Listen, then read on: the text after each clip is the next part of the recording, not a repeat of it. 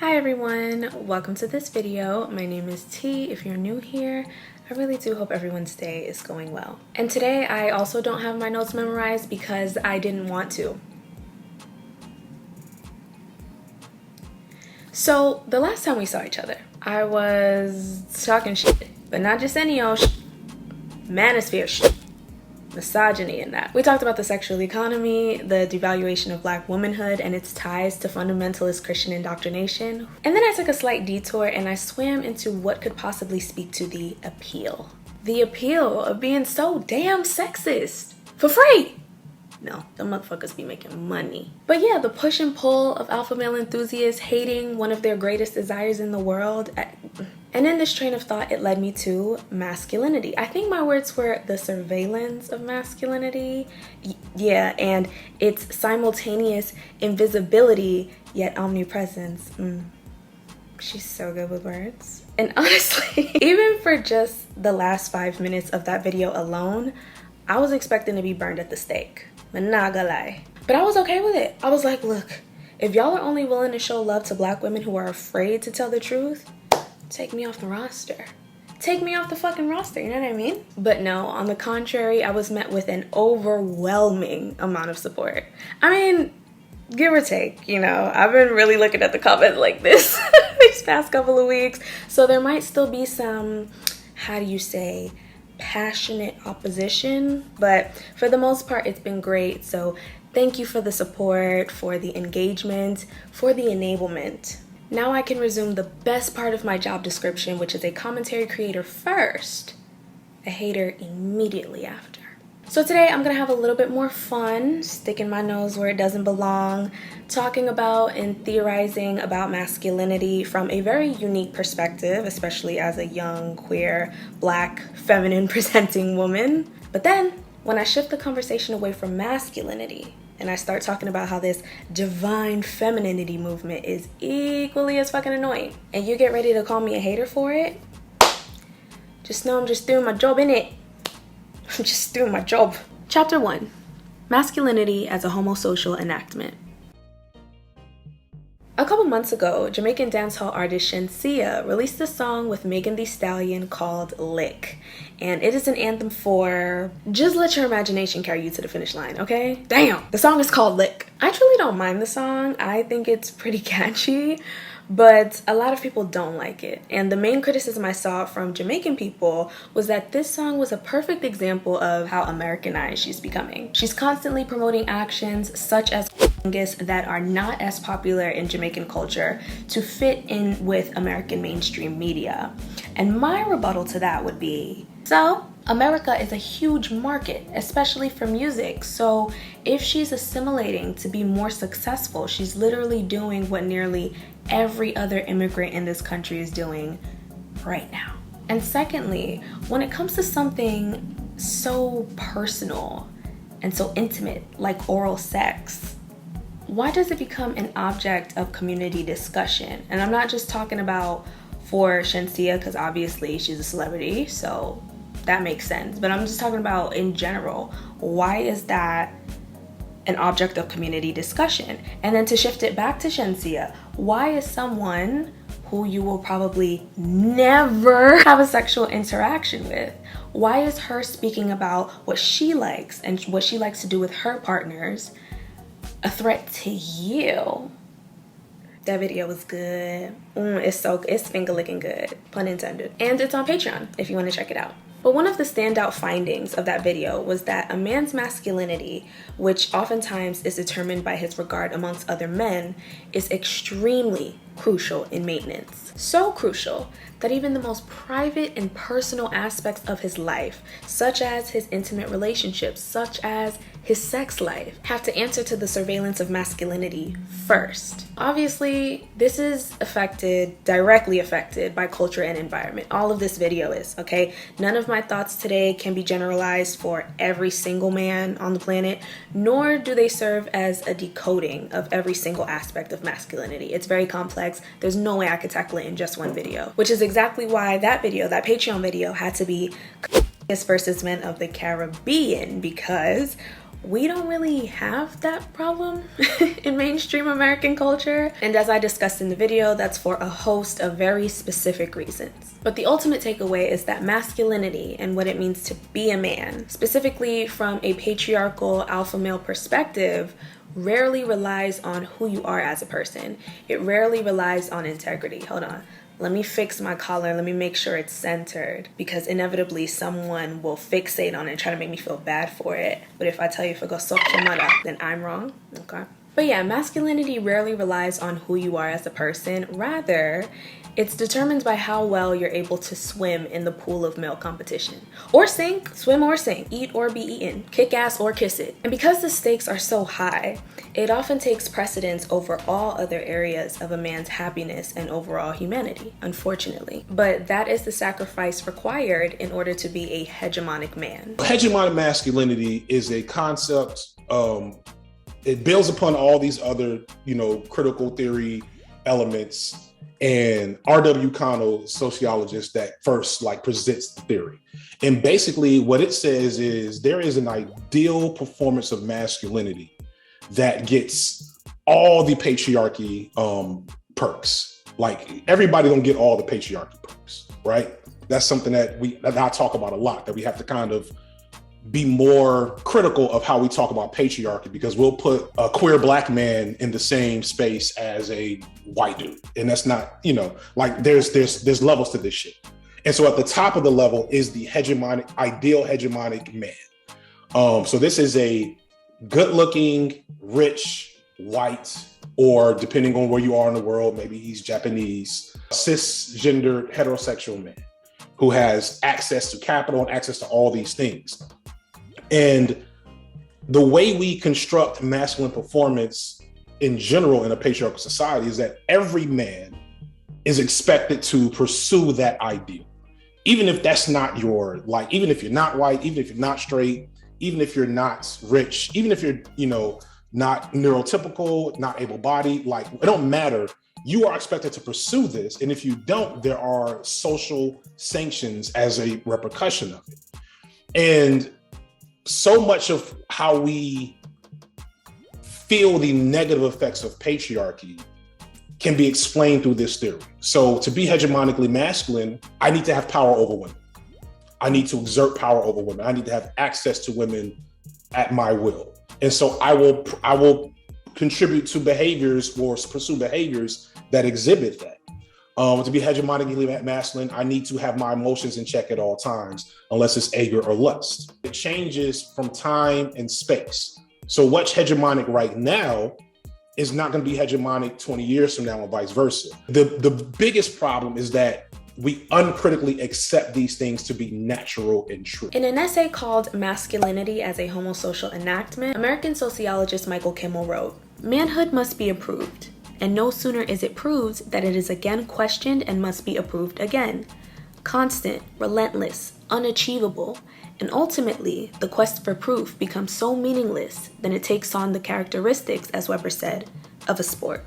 So whether we're referring to men of the Caribbean and their fear of social emasculation for certain sexual practices, or we're talking about teen boys who are taught to use the act of heterosexual sex as a whole to initiate their manhood and continue to use sexual proximity to women less for pleasure but more for masculine confirmation throughout adulthood, or we're talking about alpha male enthusiasts aiming for the hegemonic ideal, using their bank account balances and assets or lack thereof to appraise their worth as human beings. No matter what the example, it leads me to the same question.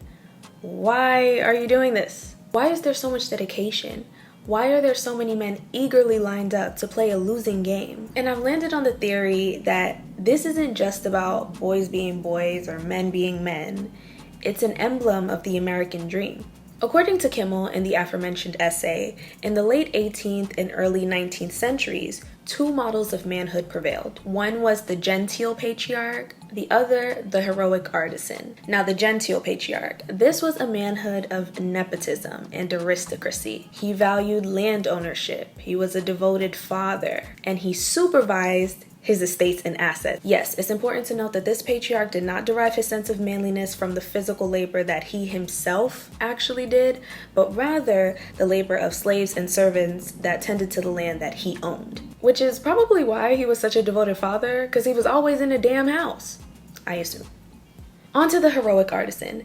His manhood was that of democracy and solidarity with other working men. He valued physical strength, so the farmer, the craftsman, the shopkeeper. He was also a devoted father, and things were going pretty okay. I mean, at least for the cis white men who were able to assume these roles. Everybody else was fighting for their life, but the patriarchs were doing pretty all right.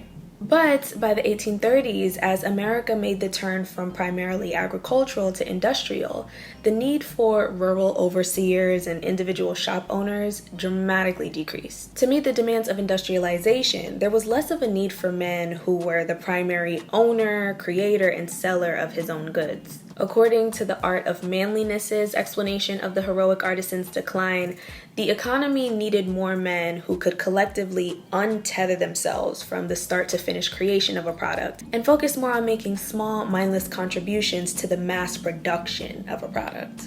So, factory work. And the factory would be owned by a distant, sometimes completely unseen employer, exploiting the workers' labor and maximizing profit. Sound familiar? This is what Kimmel called marketplace manhood, aka the self-made man. His identity derived entirely from success in the capitalist marketplace.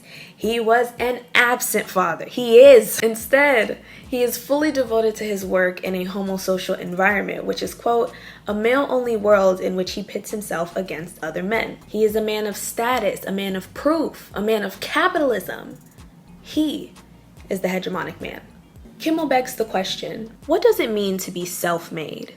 What are the consequences of self-making for the individual man, for other men, for women? It is this notion of manhood, rooted in the sphere of production, the public arena, a masculinity grounded in successful participation in marketplace competition.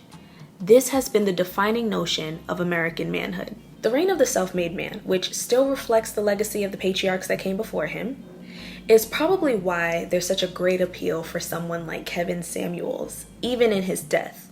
Everything from the way he dressed, to the way he spoke, to him seizing the opportunity, any opportunity to maximize his profit no matter what the cost, no matter who he hated, who he maligned, who he denied of their humanness, even if that denial was extended to his own audience, sometimes to his own self. He preached to his congregation that men from ages 21 to 35 should be working 60 hours a week, not to make ends meet, not by force, not for survival, voluntarily working 12 hours a day, 5 days a week for 14 years straight. That's half a day. And the other 12 hours you have in the day should be spent in the gym, learning how to fight, picking up a trade, studying for a high-value career so you can be a high-value man. So what I'm hearing, what makes life worth living, like out of all of the things that you can do in life, what makes it worth living, it's not joy, it's not rest, it's not memories, it's the capital you can show for it. Because till you have that, you don't deserve happiness. You don't deserve joy, rest, memories. You don't deserve respect. You hardly even deserve to live if you don't have proof of that manly hustle, that self-made hustle. Does that sound right to y'all? Because to me, this is the encouragement of self-torture. But I can see why to some people this might come off as excellent, even heartfelt advice. Because again, the saga of the self-made man isn't just for men or masculinity.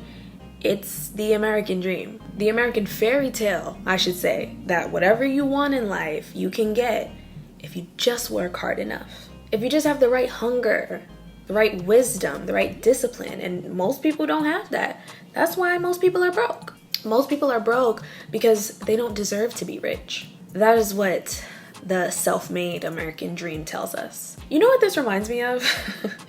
Remember that Twitter debate that was like, would you take $500,000 or a dinner with Jay-Z? And people was really saying to dinner, I want freedom for my people. I really do. I really do. They were saying, because you see, Jay-Z's knowledge, what he's gonna teach me, that'll be worth so much more. He's gonna teach in just a dinner alone, one dinner alone, he's gonna teach me how to triple that.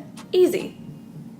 Look, even if there was some sort of code that Jay-Z has unlocked, he is never sharing that with any of us, ever. Have we so quickly forgotten that the marketplace man is self-interested, that his goal is to be in financial dominion over most? Why would he willingly bring in competition?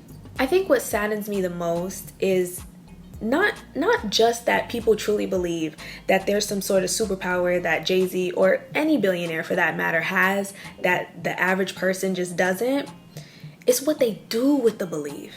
Voluntarily working themselves to possible physical and mental damage because they believe that at the end of the rainbow is Jay-Z type money and probably a Beyonce type spouse. And that's just not how it works, not even a little bit. And trust me, I recognize my privilege as someone who doesn't have to do super hard labor in order to keep a joyous and fulfilling standard of life. But there's not enough YouTube videos in the world that would make me a billionaire. There's not enough common work out there that you can do consistently that will make you a billionaire. That's not how this type of stuff works.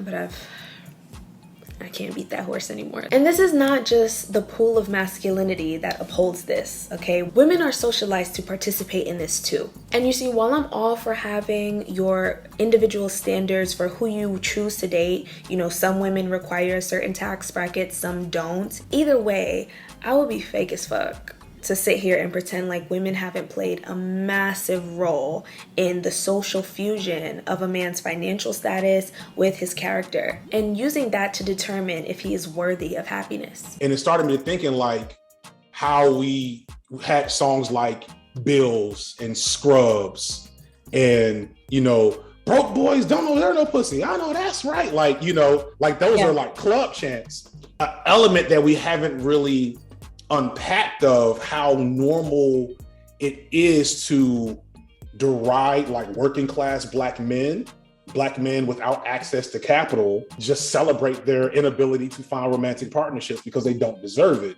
And while there's like a humorous element to that, that also is explicitly tied to hegemonic masculinity and patriarchy. And that's painful. I said it in my last video that it must be awful, and I meant it. I hold compassion for that pain. I even hold a sense of understanding towards men's defensiveness. And Kimmel talks about this a bit towards the end of the essay. I hold a sense of understanding, especially when feminists like me are telling y'all to cut the shit, okay? Stop playing stupid and stop acting like you don't know how much power you have in this world and how men continue to weaponize it. I now understand some men's inability to accept that as true, because how can you feel powerful in the dog-eat-dog world of competitive, capitalist, self-sacrificial masculinity? And this is why we also suffer under patriarchy. Even though it's supposed to hold up men, we also suffer under patriarchy because certain things are rewarded via patriarchy. And the idea that men can only think in terms of rational choice, that negates that men can benefit from things that are outside of that, so that men can have feelings and emotions that are not rational, that we can be emotional and it's something that I personally had to free myself from as well, because like I said, growing up in the Caribbean, you are very much not only rewarded but obligated to uphold patriarchy in like a lot of different ways, and I had to take a lot of time to figure out exactly why am I doing this? What's the motivation? Do I even like this? And that's where I'm choosing to exit the chat. For me to propose that men stop abusing their power by way of first acknowledging why they feel interpersonally powerless, I really gotta go. Honestly, I'm not even supposed to be here right now. I was never invited. I am truly hating from outside of the club. Where I can get in though, in the same way that men have to recognize what their own quests for masculinity are doing to their valuation of self and the people around them, it would be just as healthy for women to acknowledge the ways in which hegemonic femininity, or divine femininity as the mainstream calls it, seemingly encourages women to seek out this idealistic aura as a means to earn and maintain all of the things we deserve by virtue of intrinsic feminine power, all while pushing for standards that also uphold exclusionary, sacrificial, sexist, bigoted, capitalist ideals. Chapter 2, Divine Femininity and the Circumvention of Hatred. I think this is a byproduct of a lot of different things in our culture converging at one time. So I think this is partly due to this new age spirituality movement that we are seeing come about, especially like when we're thinking about energies and essences. So I think we go looking for spirituality and other things. And I think this masculinity and femininity movement is kind of a remnant in that. And that's very similarly to religion. There is a big faith question, and that you just have to accept that you are a feminine or masculine being, and these are the set of rules that those two beings can operate in, and you just have to have faith that you can live up to that expectation, very similarly to religion. I think it's also part of the progression of the Black community specifically, because Millennials and Gen Z are the first two generations truly that have a chance to redefine what it means to be certain things on a wide scale. And I think because we are a lot more progressivist than our previous generations, we are shifting our narrative a little bit, and we're redefining what it means to be traditionally blank, including masculine and feminine. So I think with that progressivist mindset, with a little bit of the like idealistic mindset as well, people have started to really cultivate that identity for themselves. And so even though these tropes of femininity and masculinity are very, very old, I feel like we're seeing a moment of them being rediscovered, that suddenly people are so tapped into things, because it's I think the personal journey of a lot of those people to discover who they are. And because now they like realize that they don't have to be tethered to a lot of these archaic beliefs anymore. They can define themselves a little bit more. I think also living in a capitalist environment absolutely contributes to it as well. Like, this is a hyper individualistic environment. Capitalism is always demanding that we put ourselves, our expression, and who we are first. And when you're living in an environment like America that is hyper individualistic, there really is this sense of diving into oneself and putting yourself at the forefront of everything.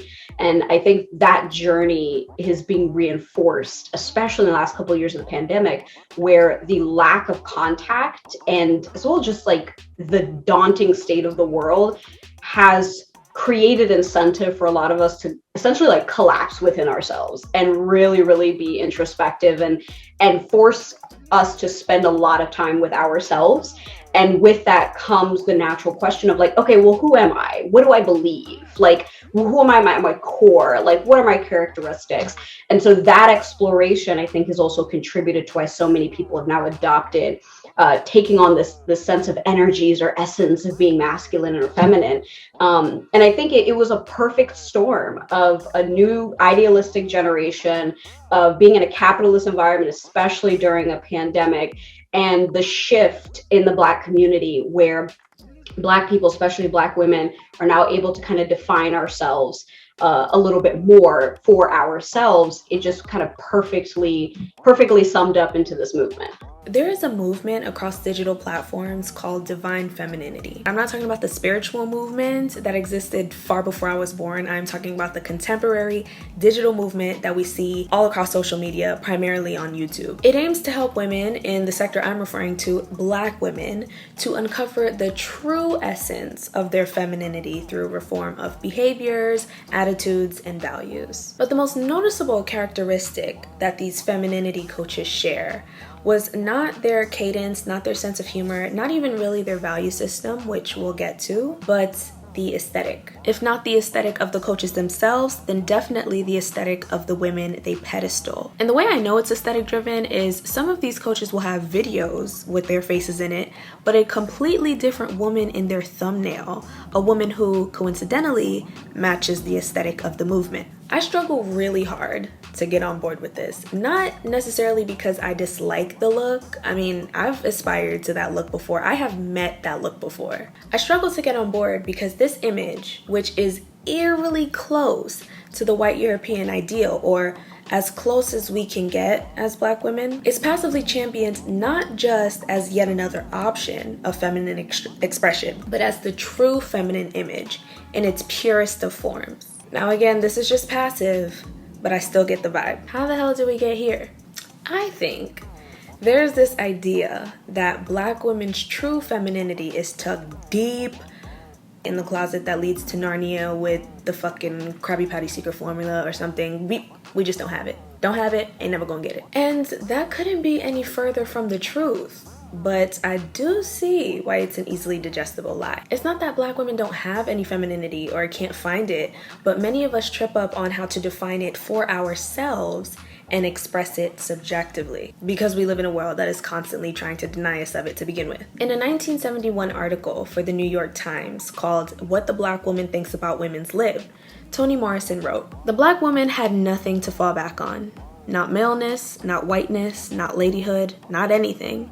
And out of the profound desolation of her reality, she may very well have invented herself." And this invention of self is very clear in a lot of Black women's aesthetics throughout history, but I want to focus on pop culture, specifically the flamboyancy of hood vogue, the edginess of street style. You know, the things that when the non-Black girlies do it and try to claim it as their own, we're like, ah! That stuff. This particular expression of femininity is so amazing, and I'll always be even more amazed by the pioneers of this style. Because style, at its purest, is expression of self, right? So you mean to tell me that's how you was feeling on the inside? And given the limited amount of money they had, and they were still able to curate such unique looks, it's incredible. But, and this is a common theme we see anytime Black women create something that's unique to us, to take the beauty of that aesthetic, out comes a caricature like Shanae, who understandably can be seen as a threat to Black femininity, mainly because she was intentionally played by a cis man, but also because of the way her characteristics were bastardized.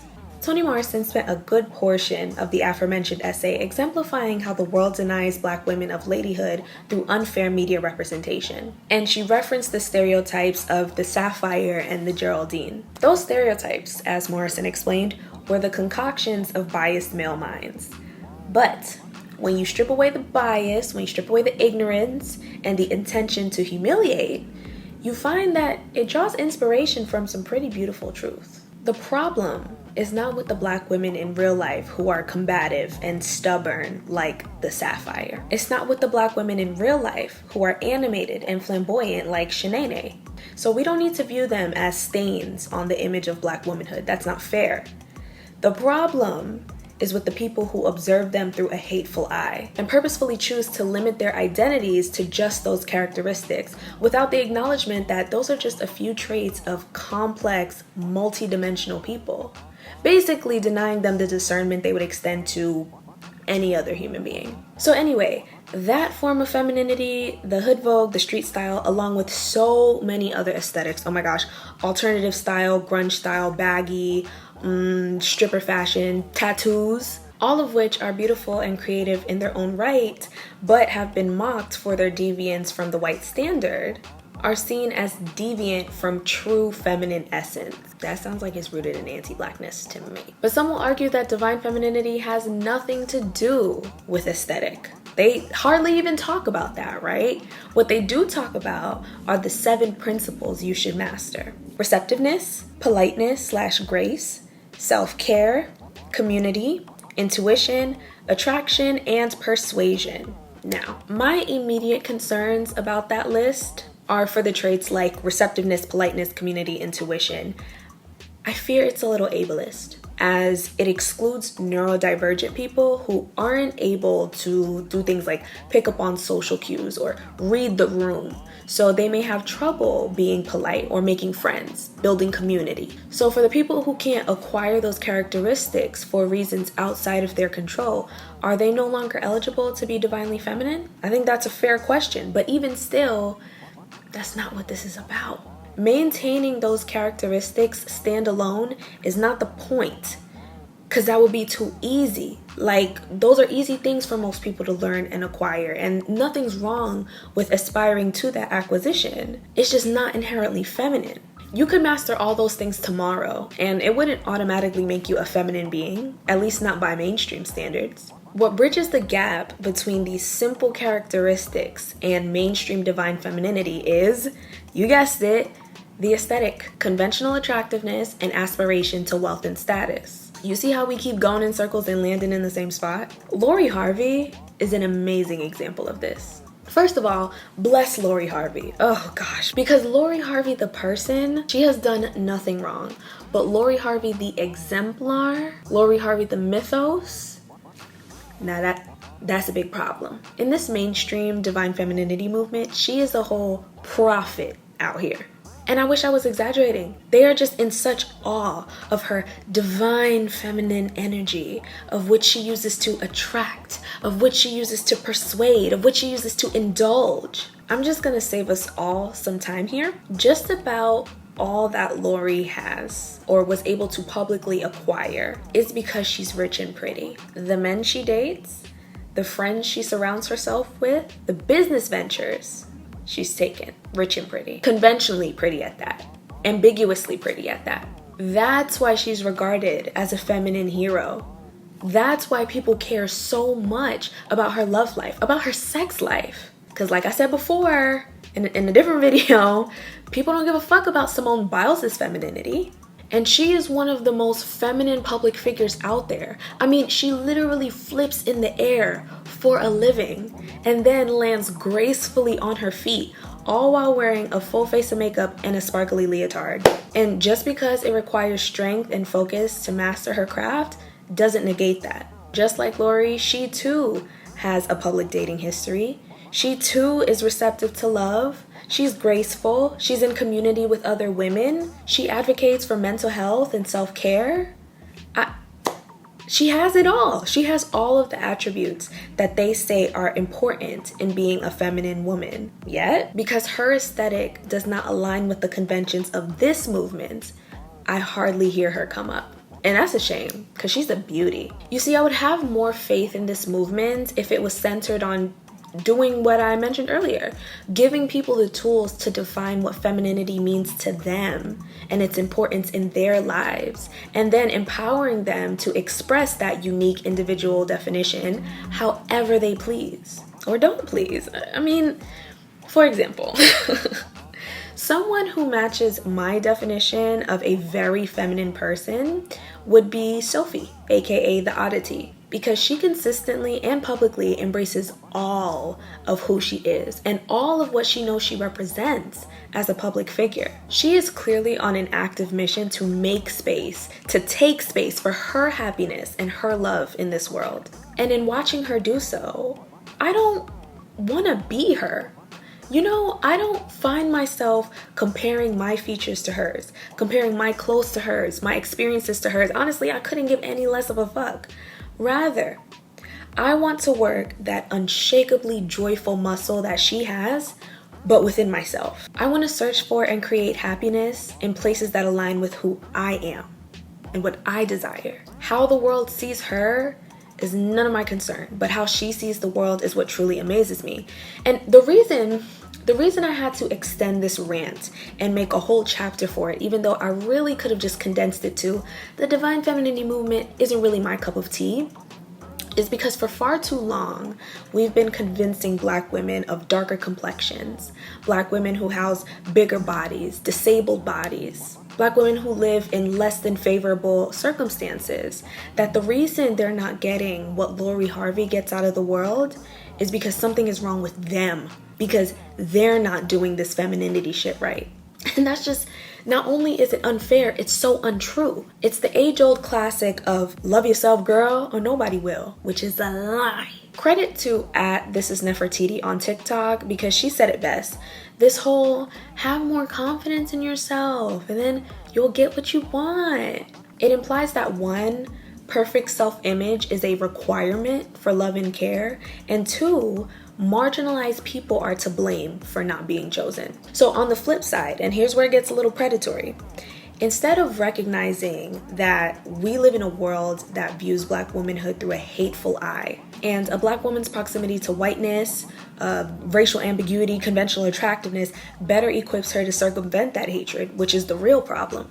It paints the narrative that the Lori Harveys of the world simply have a sort of sixth sense that the rest of us regular bitches just ain't tapped into. With the privilege Lori was born with, she is constantly being rewarded and congratulated for overcoming a problem that she never had. And these femininity coaches, maybe not intentionally, but it's like they're saying, hey you, dark-skinned Black woman, hey you, fat Black woman, disabled Black woman, muscular Black woman, any woman who has ever been made to feel like she is less of a woman for whatever reason. I know you've cried yourself to sleep over this. I know how much you've hated yourself for years over this. I know how much you've been bullied for this. But if you just watch my videos, if you just pay for my seminars, you too can have the Lori premium package. Come on, come on. And when it inevitably doesn't work, because you can't feminize your way out of hatred, I'm just gonna tell you, you didn't try hard enough. Maybe you need to come to the retreat next time. Don't just do the online course. Hop on a plane, maybe, next time. It's predatory. Again, maybe not intentionally. I want to give them that benefit of the doubt that everyone has pure intentions. But impact versus intent? Is that what the kids say? It's predatory because it takes the sorest and the ugliest and the most complex of Black women's insecurities, knowing that there is a desperation to ease that pain.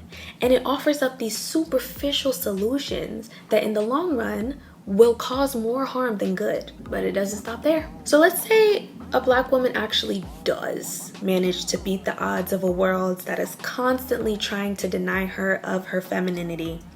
Let's say she managed to survive a dating pool of men fighting their own masculinity battles.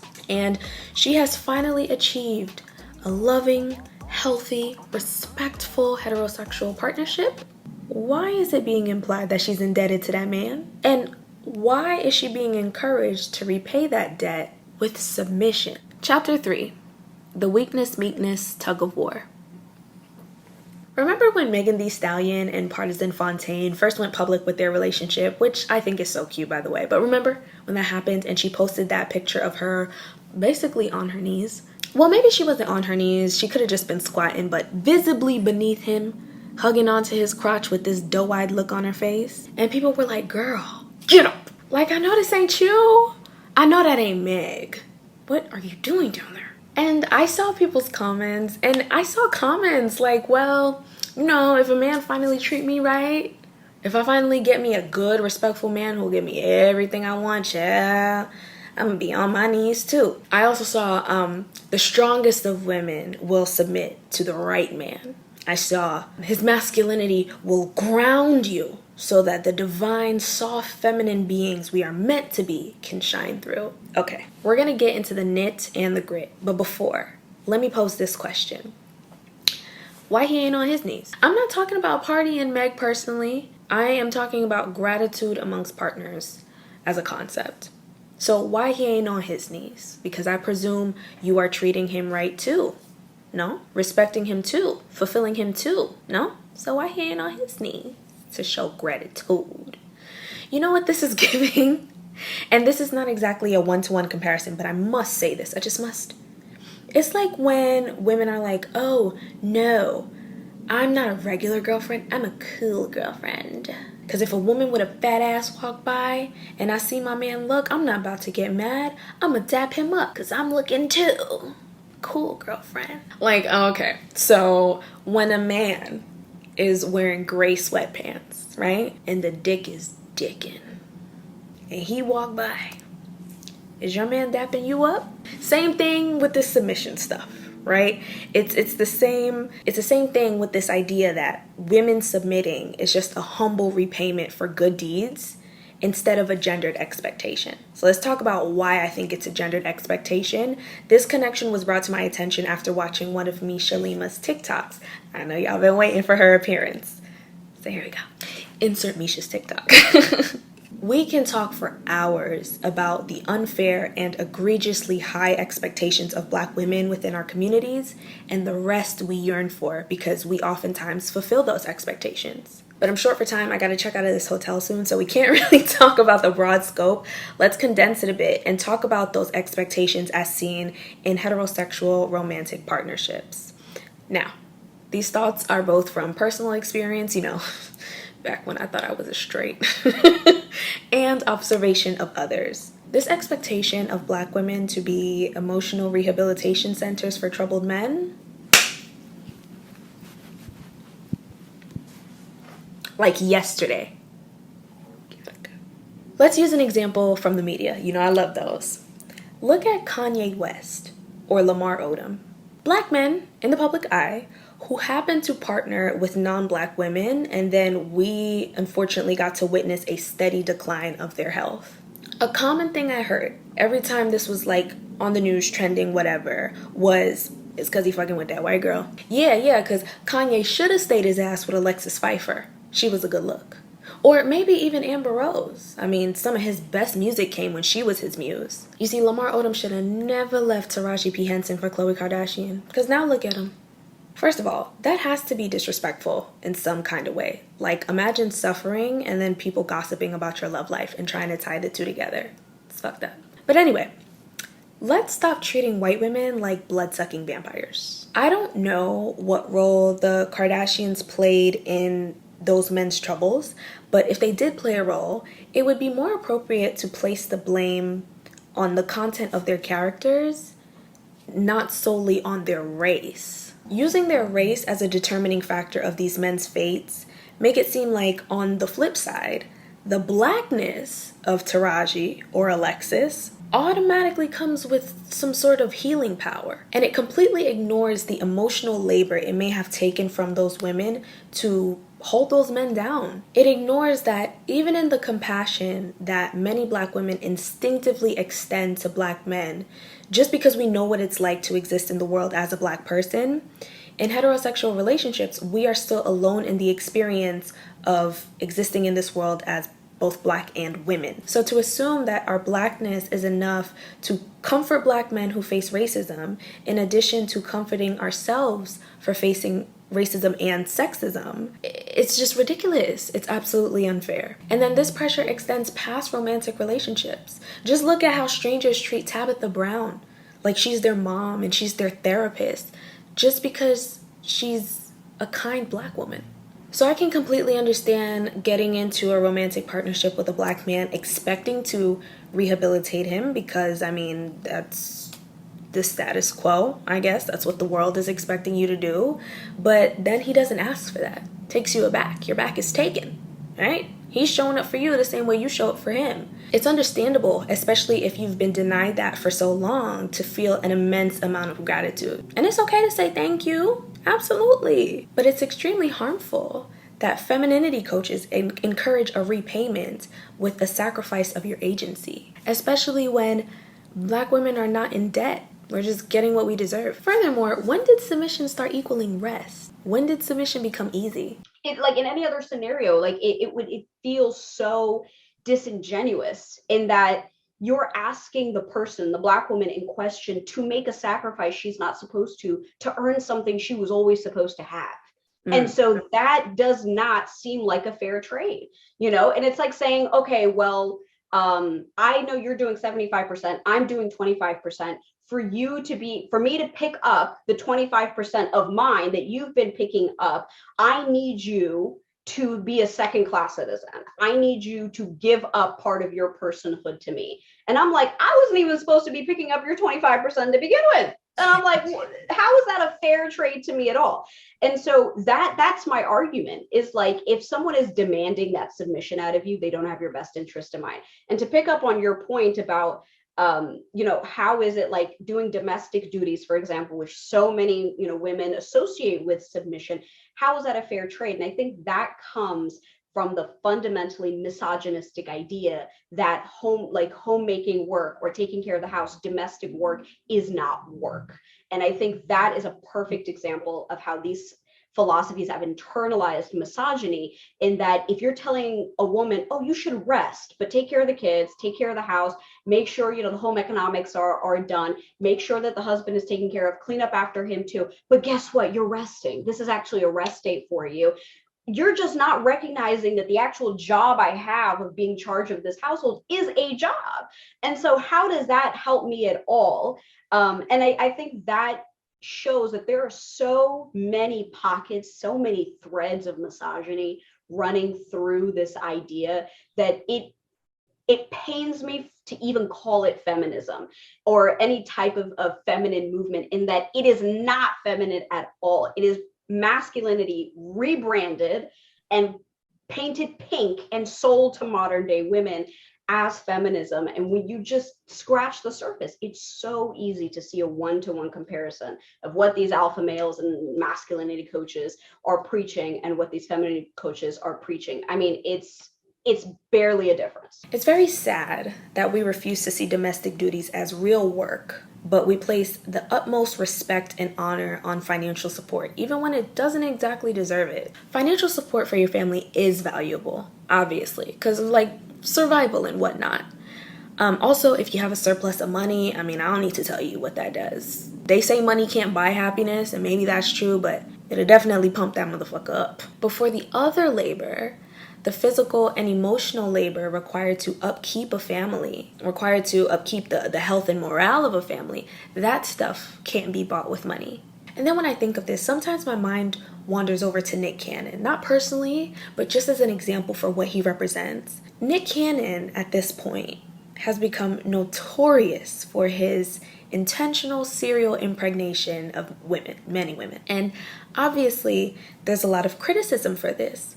But there's also a lot of support. There are people who say that because he is planning for these children and he can afford to have them, he is adding value to their lives. Arguably, he is the parent with the most value. Now, I'm not going to get into his religious and spiritual beliefs and why he may feel this is the best thing for him to be doing. It's none of my business.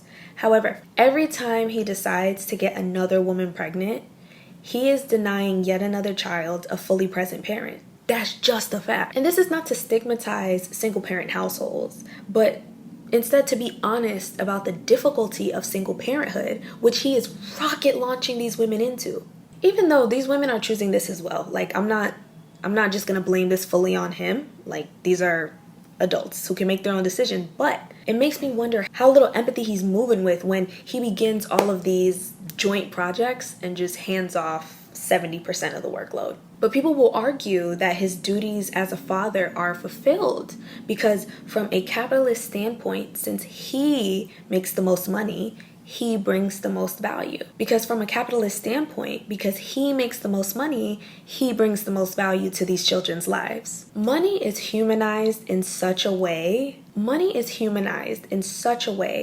that actual human abilities that sustain us are seen as worthless when it stands next to money. And that's what I think fucks us up. You know, this constant appraisal of which is more important, which energy, which essence, masculinity or femininity, which is more valuable to this dynamic. And then whichever partner holds that deserves the bulk of the care, the respect, the rest, etc. Even though all of those things, care, respect, rest, are things that we all deserve as human beings, things that other dynamics don't even have to ask for. But when it's finally extended to Black women, not only are we expected to show gratitude, but we're expected to do so in sacrificial ways.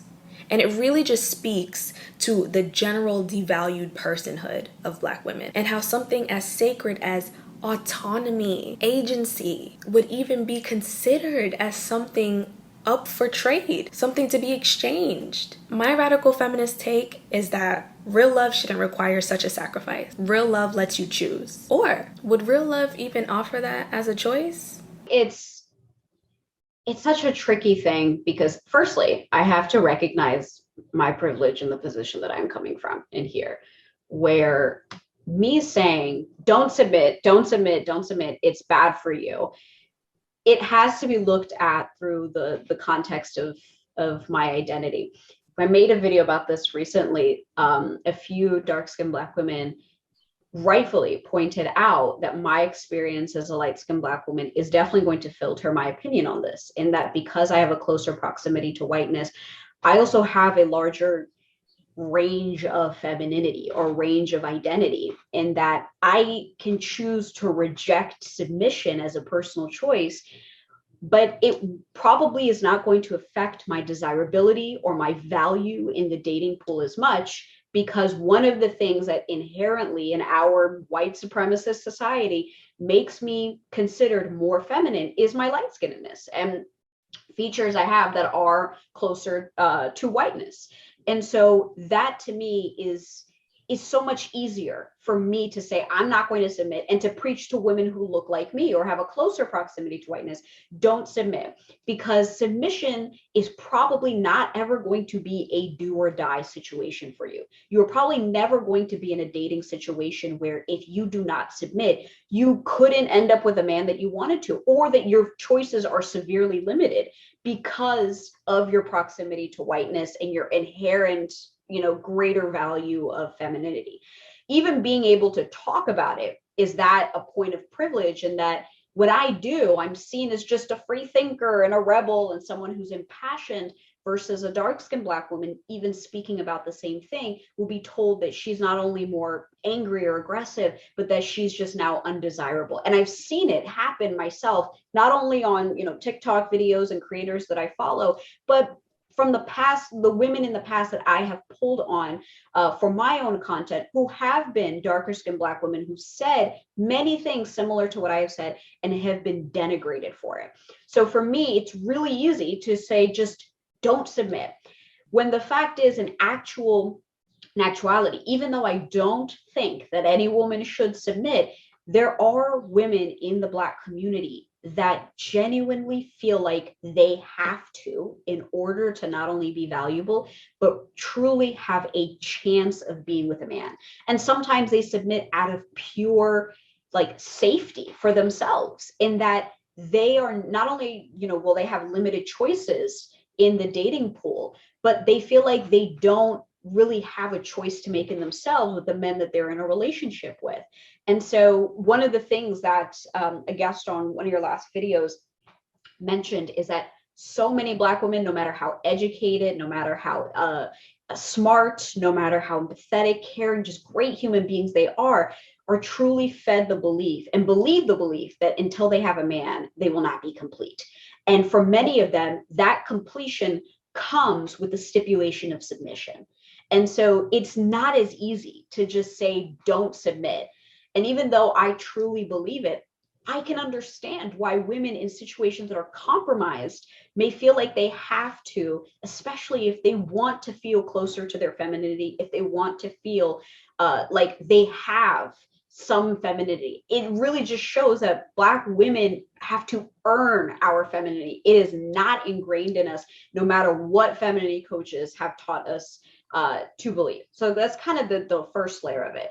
But I think if you strip all of that away, it's not even a question, because I think the only reason a woman would decide to give up her agency, her autonomy, and submit to a man is because of the societal pressures that push her in that direction. If you stripped away the patriarchy, if you stripped away misogyny and sexism, if you stripped away white supremacy, truly, what are inherently, naturally, if you stripped away religion, what are naturally the incentives for a woman to give up her agency and submit to a man? Because none of the current oppressive systems that exist that are telling her to do so exist in that scenario.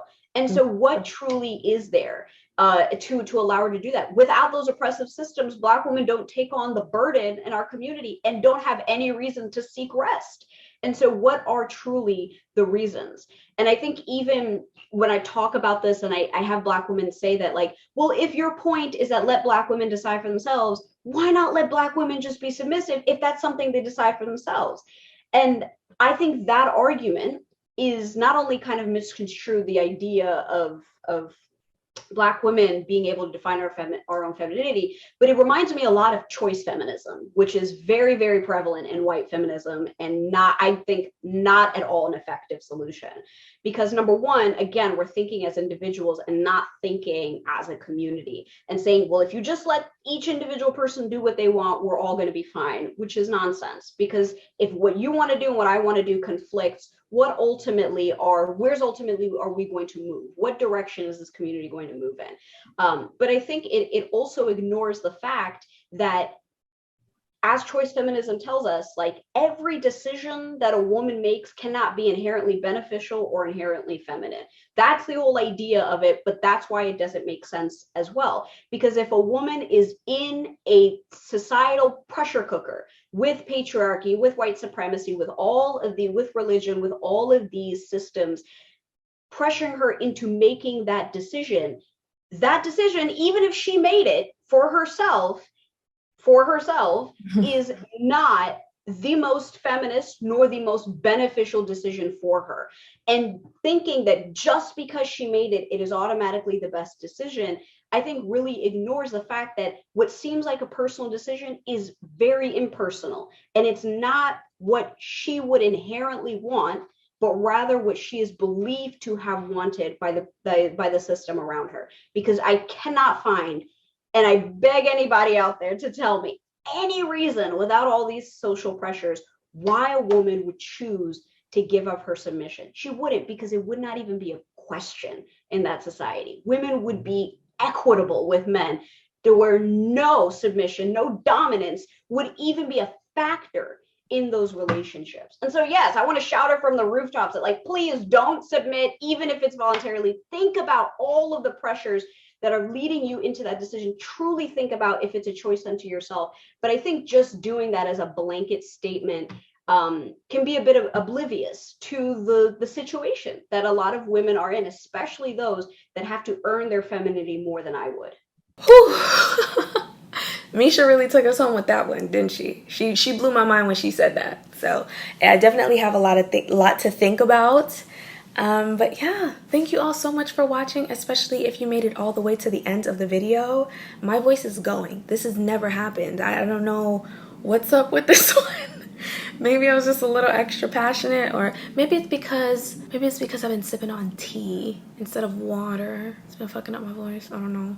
But either way, thank you to the returning voices of Feek and Foreign, and to the new yet oh so amazing, oh so needed voice and thoughts of MishaLema. Follow her on TikTok if you want more well thought out, well articulated womanist hot takes. Would you believe me if I said me and Misha's conversation almost didn't even happen?